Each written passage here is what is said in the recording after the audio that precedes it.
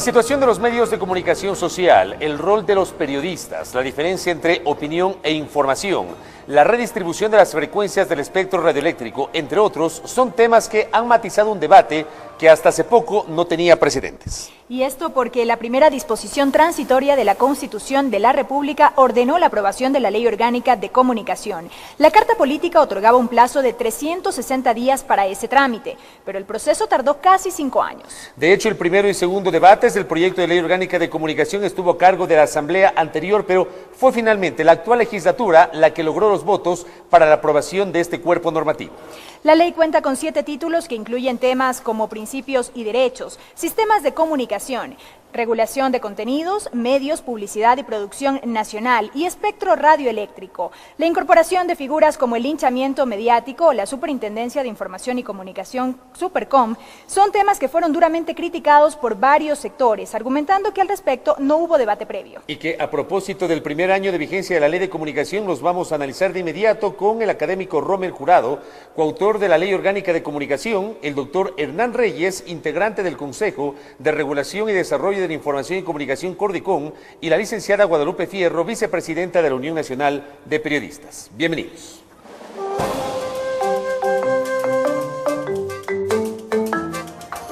El viernes 14 de junio de 2013, la Asamblea Nacional aprobó la Ley Orgánica de Comunicación.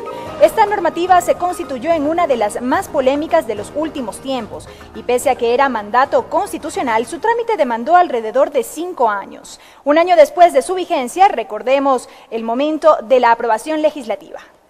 El 14 de junio de 2013, el Pleno de la Asamblea Nacional aprobó la Ley Orgánica de Comunicación. Felicitaciones a todas y todos ustedes, a todos nosotros. Hoy es un día histórico para la patria. En 2012, la sesión plenaria número 136, en la que se trataba la normativa, fue suspendida. Allí se resolvió votar la ley artículo por artículo. Sin embargo, la votación de 2013 se produjo en 7 partes. Los primeros considerandos, el título segundo sobre los principios, el título tercero sobre sistemas de comunicación social y el título cuarto sobre regulación de contenidos, todos estos con 108 votos afirmativos. Mientras que el título quinto sobre medios, publicidad y producción nacional, así como el sexto sobre espectro radioeléctrico fueron aprobados con 110 votos. Las disposiciones transitorias, reformatorias, derogatorias y la final contaron también con el respaldo de 108 voluntades. De la normativa que debía ser votada hasta octubre de 2009 se desprenden elementos como la incorporación del linchamiento mediático.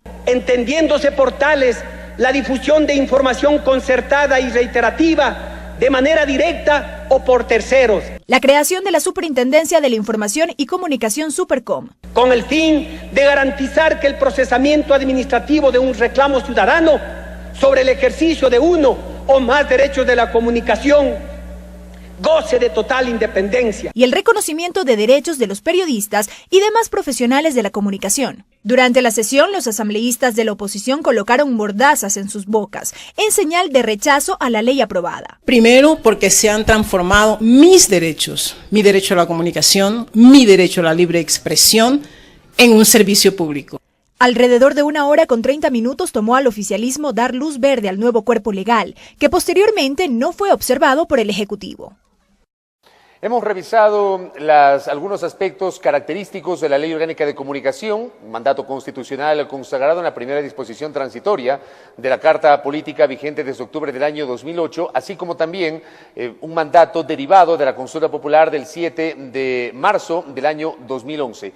Rommel Jurado, quien es coautor del proyecto de Ley Orgánica de Comunicación, ¿por qué era importante aprobar esta ley y cuáles son los elementos medulares de esta normativa que está vigente hace más de un año? Bienvenido. Muchas gracias por la invitación. En primer lugar, decir que yo recibo como un honor esta mención que se hace de ser coautor, pero todo lo que fue asesor de la Comisión Ocasional de Comunicación que desarrolló efectivamente el proyecto de ley que finalmente fue aprobado. ¿Qué motivaba la realización de esta ley?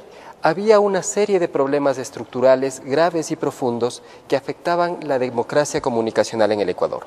Había una enorme concentración de medios de comunicación, sobre todo los más grandes, en manos de pocos grupos económicos familiares. Había una vinculación entre estos grupos económicos y familiares con grandes empresas nacionales y sobre todo con la banca. No había un sistema que permita, por ejemplo, pedir cuentas a los medios sobre sus actuaciones o exigir el cumplimiento de sus responsabilidades en relación a los derechos de los ciudadanos. Los mismos derechos de los ciudadanos no estaban definidos con precisión. Todos estos factores, sumados a una deficiente calidad en la producción de información de relevancia pública, hacían necesario contar con una regulación. Pero sobre todo, la idea de que medios que habían sido cooptados por un pequeño grupo de personas y habían causado univocidad y silenciamiento de las grandes mayorías, no era una forma eficaz de vivir la democracia y una comunicación democrática. ¿La Ley General de Radiodifusión y Televisión no garantizaba estos preceptos que nos está refiriendo, doctor Jurado? No, para nada. Lastimosamente esa ley fue producida en el marco de una dictadura, tenía un enfoque tecno-mercantil muy enraizado, un enfoque vertical muy enraizado, y las concesiones de radio y de televisión incluso adquirieron carácter patrimonial, es decir, podían apropiarse privadamente y sucederse, por ejemplo. Esto lo permitía la Ley de Radio y Televisión. La Ley de Comunicación, por supuesto, hace un tratamiento de esas concesiones desde la perspectiva de lo público. Son concesiones de todas y de todos que deben estar al servicio de la democracia y de los ciudadanos. Doctor Hernán Reyes, anteriormente teníamos el Consejo Nacional de Radiodifusión y Televisión, el CONARTEL, entidad que ya no existe. Ahora tenemos el CORDICOM, el Consejo de Regulación y Desarrollo de la Información y Comunicación, del cual usted es parte integrante. Y obviamente la creación de este CORDICOM consta en la Ley Orgánica de Comunicación. ¿Por qué había que crear este organismo? Bueno, fundamentalmente, y gracias por la invitación, Fabricio, había que precisar una serie de aspectos regulatorios, como lo menciona Rommel, que estaban ausentes del aparato normativo que existía en el Ecuador, o que de estar presentes favorecían más bien intereses particulares, intereses privados, y no el interés de la colectividad. Hay que aclarar que según la propia Ley Orgánica de Comunicación siguen diferenciándose y siguen siendo ámbitos complementarios, digamos, pero distintos, el que tiene que ver con la Autoridad de Telecomunicaciones como administradora del espectro radioeléctrico, y el que tiene que ver con tanto el Consejo de Regulación y Desarrollo de la Información y de la Comunicación, tanto con la Superintendencia de la Información y Comunicación, que se refieren más bien a la parte comunicacional, a la parte de contenidos. Mirando este aspecto, nosotros podríamos decir ahora que hay un trabajo ya mancomunado de las instituciones. Creo que la mejor muestra de aquello es con cierta tardanza, por una serie de aspectos que había que resolver primeramente en derecho. La Autoridad de Telecomunicaciones ahora ya invita a un concurso público para ofertar, digamos, o para adjudicar, es la mejor expresión, me parece que más de 50 frecuencias en 9 provincias del país. Especialmente, los sectores privado y comunitario. Para los sectores privado y comunitario, exactamente, en aquellas provincias precisamente donde, por un lado, efectivamente existe un espectro radioeléctrico, digamos, más liberado, menos saturado, y por el otro lado, precisamente cruzando esto con sectores del país como las provincias amazónicas, todas las provincias amazónicas, donde efectivamente hay una necesidad, precisamente bajo el espíritu democratizador de la Ley Orgánica de Comunicación, por ejemplo, de crear medios comunitarios, que son medios de cercanía con la propia comunidad y que efectivamente tienen este altísimo grado de ser intermediarios, actores claves inclusive en el desarrollo social, cultural de estas localidades que pueden ser servidas precisamente por estos medios. Pero cuando ya se ha cumplido un año de la Ley Orgánica de Comunicación, no se ha dado todavía, al menos no se ha visto el resultado tangible de la propuesta de redistribución de las frecuencias. A ver, esa es otra cosa que creo que vale la pena aclarar. Ese es el aspecto más innovador, yo diría el aspecto más revolucionario de la Ley Orgánica de Comunicación. Significaba enfrentar lo que ya precisamente, y vuelvo a mencionar, había dicho Rommel, un espacio tremendamente concentrado en pocas manos, y no solamente eso, sino un espacio de propiedad o de adjudicación de frecuencias que había sido lamentablemente otorgado de forma irregular, por fuera de la ley o en base a cierto tipo de amiguismo, cierto tipo de compadrazgos. Esto implicaba transformar el escenario de un escenario que está en más del 90%, todavía tenemos en manos privadas a un escenario, como dice la Ley de Comunicación, donde hay 34% de medios comunitarios, 33% de públicos y 33% de privados. Esto es un proceso progresivo, no se puede hacer de la noche a la mañana. Nosotros vamos a, precisamente, y hemos empujado el proceso desde el ámbito que nos corresponde, hemos insistido ante la Autoridad de Telecomunicaciones que obviamente se lo haga lo antes posible. Habíamos ya meses atrás sacado una regulación que tiene que ver con las características y los parámetros que contiene el proyecto comunicacional, que es el elemento definitorio en la adjudicación, en esta nueva etapa, digamos, en esta nueva fase histórica del país de adjudicación de frecuencias.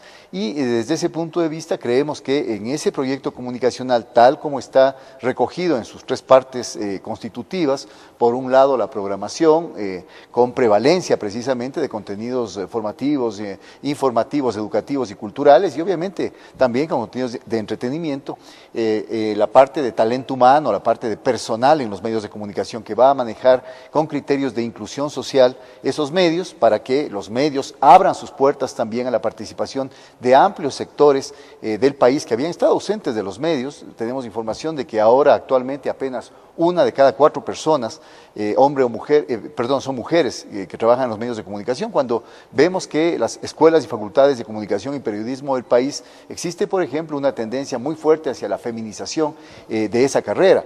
Y desde ese punto de vista, el tercer elemento tiene que ver con el impacto social, que con esa programación, con ese personal que incluye a personas con discapacidad, a mujeres, a personas de pueblos y nacionalidades indígenas, etcétera, y que recoja también esas miradas, esas sensibilidades y esas perspectivas sobre el país, pueda tener ya en las audiencias, en los públicos, en los lectores. Licenciada Guadalupe Fierro, gracias por la gentileza, el saludo muy cordial por acompañarnos en este panel.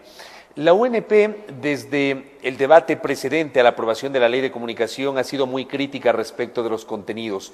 1 año y un poquito más después de la vigencia, ¿mantiene la UNP esa postura crítica respecto de la naturaleza de la Ley de Comunicación? Bueno, gracias Fabricio por invitarnos a aportar con los puntos de vista de nuestra institución a este debate. Un saludo para Hernán y Rommel y para la audiencia de este medio público. La postura de la Unión Nacional de Periodistas siempre fue que, siendo un mandato constitucional, esta ley debía darse. Pero, como bien señalas tú, en el curso del debate nosotros habíamos señalado algunas preocupaciones que tenían que ver y que se han visto confirmadas lamentablemente ya con la vigencia de la ley. Estas preocupaciones se atendían básicamente a lo siguiente. Nos parecía muy bien que una ley que se dé en este tema debía superar los problemas del pasado, debía tratar de contribuir, como bien dijo Rommel y lo señala también Hernán, a la democratización de la comunicación en la cual nosotros creemos firmemente. Pero nos parecía que algunas de las disposiciones podrían contribuir, si bien es cierto, a desconcentrar económicamente el manejo de los medios de comunicación, por el contrario, a crear una concentración que puede resultar tan o más peligrosa que la otra, que es la concentración de carácter político e ideológico. Es decir, a crear condiciones para restringir la opinión, a restringir la información con objeto de canalizarla hacia un único punto de vista, que es el aceptable para quienes ejercen el poder. ¿Cuáles son esas normas, por ejemplo, que estas generan normas, aquello? Por ejemplo, el hecho de que desde el inicio se trató de regular el tema de la opinión. Como aquí saben los contertulios, la opinión y la información tienen una clara diferencia. E internacionalmente, en toda la normativa que hay sobre este asunto, la opinión es algo que ha quedado fuera del control, ¿no? Con la responsabilidad ulterior, como debe ser, porque todos debemos ser responsables de lo que decimos y hacemos, con la responsabilidad ulterior, pero la opinión que debe quedar fuera de una regulación, porque es una cortapisa para la libre circulación de las ideas. En este sentido, desde las más altas instancias de las Naciones Unidas, el sistema interamericano de derechos humanos que nosotros tenemos, ya se ha hecho pronunciamientos muy claros al respecto. Entonces, desde el inicio, incluso se trató de hacer esto.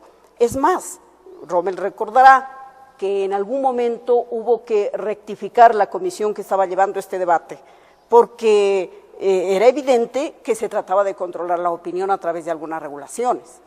Y finalmente, lo que ha ocurrido es de que de una forma u otra se ha establecido ese control. Y que, si bien es cierto, ¿no?, en la normativa se lo hace de forma soslayada, ya en la práctica nosotros hemos empezado a ver que eso ocurre. Muy recientemente hubo un pronunciamiento del Cordicón en el cual se hacía una observación muy clara acerca de opiniones, según decía el Cordicón, que estaban débilmente fundamentadas, ¿no? Entonces, para el Cordicón, las opiniones debían ser bien fundamentadas, pero ¿esto qué implica? Implica que alguien tiene que decir qué es lo que está bien. Nos estamos refiriendo al tema del Código Monetario Financiero. Exactamente. A ese tema se refiere usted. Exactamente. Entonces, en resumen, lo que nosotros hemos visto, y lamentablemente en este año de vigencia de la ley se ha visto confirmado, es de que si bien hay adelantos positivos, que hay que reconocerlos, como por ejemplo en el tema de llamar la atención de la sociedad en su conjunto, de quienes tienen los medios, de los periodistas que tenemos una responsabilidad crucial, y en general de la ciudadanía que se expresa a través de estos medios, sobre un tema que es muy importante para una sociedad, que es el tema de la discriminación, que debe ser desterrado de las sociedades democráticas. Lamentablemente, esto es algo extremadamente difícil porque implica patrones culturales.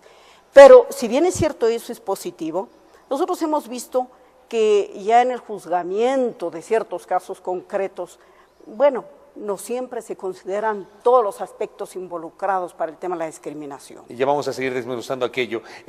Doctor Jurado, a propósito de lo que dice la licenciada Guadalupe Fierro, ¿la ley diferencia o no los temas de opinión respecto de aquellos vinculados a la información? Mira, era precisamente lo que iba a preguntar. ¿Usted es capaz, tiene la ley en las manos, de citarme la disposición que de alguna manera regula la opinión?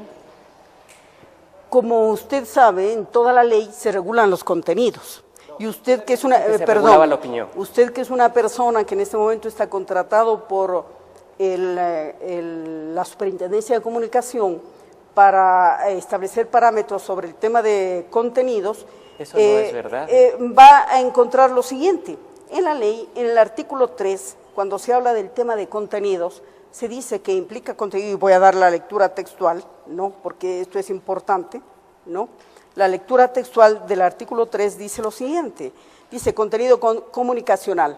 Para los efectos de esta ley se entenderá por contenido todo tipo de información u opinión que se produzca, reciba, difunda o intercambie. Entonces, es extraordinariamente claro que cuando la ley habla de regulación de contenidos, está hablando del tema de información y opinión. Y ahí me gustaría escuchar la respuesta de Rommel Jurado. Hay una distorsión enorme, no solamente en información la afirmación que usted acaba de hacer sobre mí. Yo no estoy contratado por la superintendencia para definir contenidos, no es ese mi trabajo. Permítame terminar.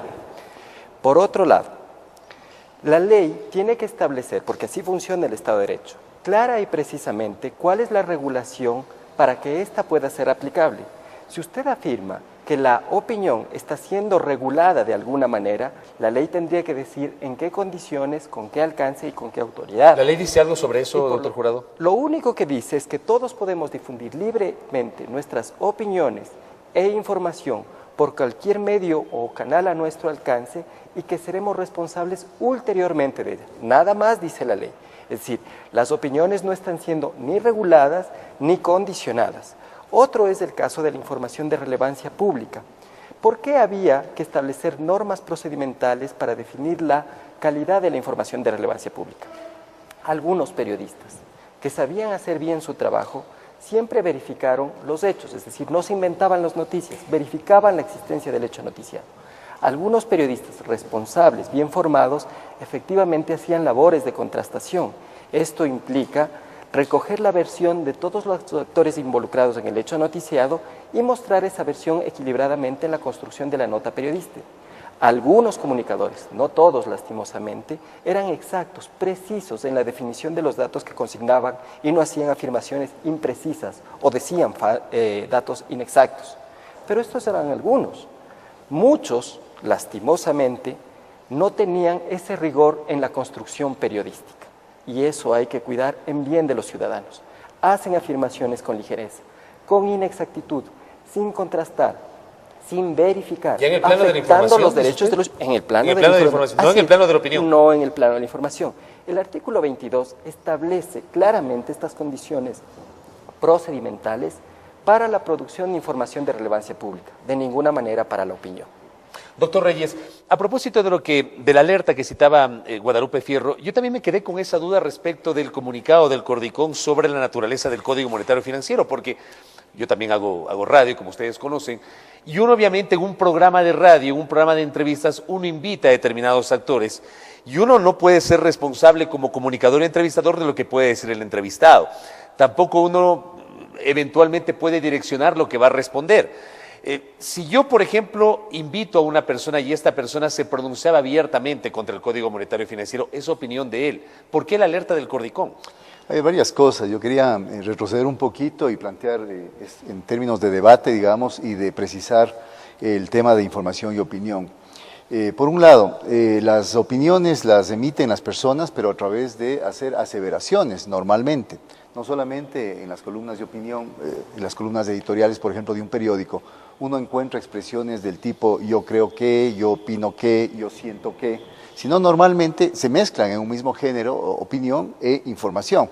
Información me refiero cuando está diciendo, por ejemplo, y está haciendo una aseveración tal, que la persona determinada hizo o dejó de hacer algo. Eso pasa sobre todo en los deportes, no sé si se han percatado las transmisiones del fútbol. Fabricio, si usted se fija en el comentario editorial político, es permanente que pase aquello. Y desde ese punto de vista, cuando el Consejo de Regulación y Desarrollo de la Información y la Comunicación, a propósito de un tema tan sensible como es el tema de una potencial crisis financiera, pánico entre los cuentaahorristas, cuentahabientes, un sistema descalabrado en términos financieros en el país, a propósito de rumores, etcétera, planteó este exhorto, porque no fue otra cosa sino un exhorto, distinguió claramente dos cosas, distinguió la información y distinguió la opinión. Y cuando hablamos de opiniones débilmente sustentadas, está claro, y la licenciada Guadalupe Fierro me dará la razón en ese sentido, que quienes opinan en los medios de comunicación lo hacen sobre la base, fundamentalmente, de informaciones que los propios medios difunden u otros medios difunden. No podría tener per se, porque sería un editorialista que esté especulando metafísicamente sobre un tema, una opinión si es que no es sobre la base de datos concretos que él está recibiendo. Cuando nosotros hablamos de opiniones débilmente fundamentadas, existen opiniones débilmente fundamentadas sobre ese tema. Opiniones que, más allá de decir yo siento, yo creo, me gusta o no me gusta el Código Financiero y Monetario, estaban aludiendo, por ejemplo, en algunos casos inclusive sin haber leído el Código, pero como el medio le había invitado y estaba fungiendo de analista político, decía, el Código Monetario puede causar, por ejemplo, un retorno o una desdolarización en el país. Pero eso, ¿cómo contrarresta el medio o el comunicador en el curso de una entrevista en vivo? Yo creo que es el comunicador, y por eso la necesidad de profesionalizar, por ejemplo, a los comunicadores en el país, a los conductores, a aquellos que están de alguna manera manejando esta parte tan delicada, donde se mezclan constantemente información y opinión. Yo creo que el conductor o el moderador tiene que, un momento determinado, repreguntar. Eso se enseña en la universidad en el primer semestre de la carrera de periodismo de comunicación. Tiene que pedirle al opinador, en este caso, en algunos casos son opinólogos que, ya digo, sin el menor conocimiento de lo que están hablando, sirven para plantar o para implantar ciertas ideas. Hay que pedirle cuál es la fuente de su afirmación. Eso es una actitud responsable, consecuente, profesional de un periodista. Lamentablemente, y también difiero con la licenciada Fierro, en el hecho de que la opinión haya sufrido algún tipo, en realidad, en la práctica, algún tipo de restricción, y para ello simplemente basta leer, pongamos, los periódicos a nivel del país, o ver los espacios de comentarios que hay en los canales de televisión de mayor audiencia. Cuando uno lee los espacios de opinión en los medios de comunicación, uno se da cuenta que efectivamente no se han movido un ápice de las opiniones o de las posiciones políticas que esos espacios tienen. Uno abre un periódico de alcance nacional, algún periódico que recién se volvió virtual, por ejemplo, y encuentra con que de 8 editoriales que existen en el medio, 7 son editoriales que van en una misma línea de pensamiento. Ese es el pensamiento único. El pensamiento único que ha permitido el dueño del medio de comunicación, ha llamado a personas que tienen una línea política, 7 en una línea de pensamiento y quizá uno que habla de otro tema en otra línea de pensamiento. ¿Pero no ocurre lo mismo, por ejemplo, en los medios públicos? Me parece que no, si es que uno revisa, y por eso es necesario hacer estudios antes de referirse y hacer aseveraciones de tipo general. Cuando uno se fija en los medios públicos, uno puede encontrar efectivamente que hay un mayor balance. Yo no me atrevo a decir que en los medios públicos hay un total balance. Es bastante difícil encontrar en medios a nivel mundial un balance completo. Hay una línea editorial del medio, Pero el desbalance que guarda la opinión en este país, sobre todo cuando se trata de temas polémicos, cuando se trata de temas políticos, o cuando se trata de hacer oposición al gobierno, porque esa ha sido la constante en los últimos años, es impresionantemente desbalanceada y desequilibrada. Y la ley de comunicación, como bien lo menciona Rommel, no tiene un solo artículo que diga, en términos procedimentales y en términos absolutamente específicos y explícitos, que la opinión se regula. Es más, ni siquiera la opinión y la información se regula en redes sociales, pero eso no quita que haya responsabilidad ulterior de la opinión. Responsabilidad ulterior que no se refiere solamente al ámbito de lo administrativo, constante en la Ley Orgánica de Comunicación, sino responsabilidad ulterior en el ámbito de lo civil y de lo penal. Hay un desbalance, como dice Hernán Reyes, licenciada Fierro, sobre este punto que ha tocado, que me parece neurálgico y que es casi forma parte del día a día del quehacer periodístico. Bueno, dos presiones. Por favor. La una, yo jamás he dicho que tú vas a definir contenido, sino que vas a establecer parámetros para los contenidos, con lo cual es por lo menos el sentido del contrato que tienes ahí. Lo otro, Hernán habla como un académico que ha permanecido muy cerca de la formación de los periodistas. Cuando Rommel hace relación a las fallas, a las falencias que se observan en el periodismo, hay que entender que son falencias que vienen incluso con muchas corresponsabilidades, como es el de la academia, en la formación de los periodistas. En eso yo creo que todos debemos tener una mirada crítica sobre el tema. Ahora, respecto de lo que señala Hernán, pues no se entiende si es que la opinión no está regulada, ¿cómo es de que el Cordicón hace un llamado a que haya opiniones que no sean débilmente fundamentadas? Pero lo que he señalado es que es un exhorto, no fue una disposición. Exactamente, pero no se entiende, porque esa no es la función exactamente que debería haber. Ahora, lo que sí es importante, ¿no?, es señalar respecto de lo que en el fondo está señalando Hernán. A ver, esto es una cosa sobre la que debe haber un sinceramiento absoluto, si es que verdaderamente queremos progresar en este debate. Los medios de comunicación son empresas de tendencia. ¿Por qué? Porque trabajan con ideas. Las ideas siempre expresan tendencias, de cualquier tipo, expresan tendencias. Entonces, pretender que los medios de comunicación no exhiban una tendencia, eso es contrario a su verdadera naturaleza, a su esencia. Sería como pedirle al hombre, al ser humano, a las mujeres y a los hombres de una sociedad determinada, que simplemente no expresen ninguna opinión, ninguna tendencia en sus opiniones o en lo que hablan. Esto ocurre con los medios. Entonces, esta es una de las cosas de las que debemos partir. En sociedades progresistas, en sociedades democráticas, se entiende, y es normal, es aceptable que un medio de comunicación tenga una tendencia que generalmente la lleva a través de la línea editorial y obviamente también comparten las personas que trabajan dentro de ese medio, sean como periodistas, sean como personas que contribuyen a la opinión. Esto es perfectamente normal.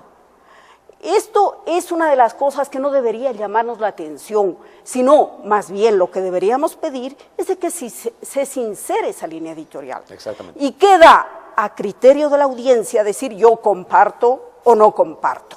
Eso es en las sociedades progresistas y es ahí donde mejor nosotros hemos visto que el cruce de ideas y opiniones y los medios de comunicación como canales adecuados han contribuido a esto. Ahora, aquí viene un tema que nosotros debemos decirlo. Mira, con qué pena observo yo, por ejemplo, que dice Hernán, que esto no se observa en los medios públicos el desbalance, sino un menor. Bueno, bastaría, y yo te recomendaría que leas el Telégrafo y que encuentres tú ahí algún tipo de balance, ¿no?, en la línea editorial. Es de una agresividad total contra quienes no comparten alguna idea que esté dentro de esto. Y esto me permite decir lo siguiente también, que aquí hay una grave confusión que puede tener problemas sumamente graves hacia futuro en cuanto a la construcción de la sociedad democrática, entre lo que es un medio público y lo que es un medio oficial. Esto es muy importante. Que también yo creo que, por ejemplo, la ley de comunicación, diferencia los dos medios. Esto es absolutamente saludable. Yo, por ejemplo, saludo esta disposición de la ley de comunicación de diferenciar lo que es un medio público y lo que es un medio público oficial. Así es.